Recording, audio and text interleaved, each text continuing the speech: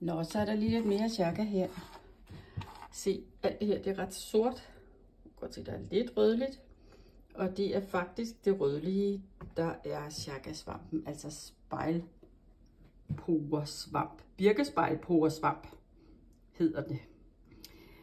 Og nu skal du se her, lige så snart du har høstet, altså hvis du har været heldig at finde noget, så skal det faktisk hakkes op, gerne i mindre bidder, og du kan bruge sådan en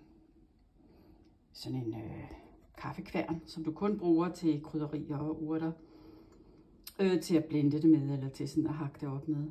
Og hvis ikke du gør det ret snart, efter du har høstet det, så bliver det stenhårdt og virkelig svært at arbejde med.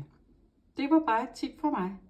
Hej så længe. Ja, og hvis du så har lige så sart et hoved med hensyn til lyd, især sådan noget skramlelyd, som jeg har, så er det på med Bose eller nogle andre noise cancelling. Og så bare, nu larmer jeg, så kører du afsted med den, ikke? Gem det, først skal det tørres igennem, chakraen, og så skal det så gemmes i en lufttæt beholder et mørkt sted. Du kan bruge chakra til en masse ting, det fortæller jeg om i en anden video. Hej så længe.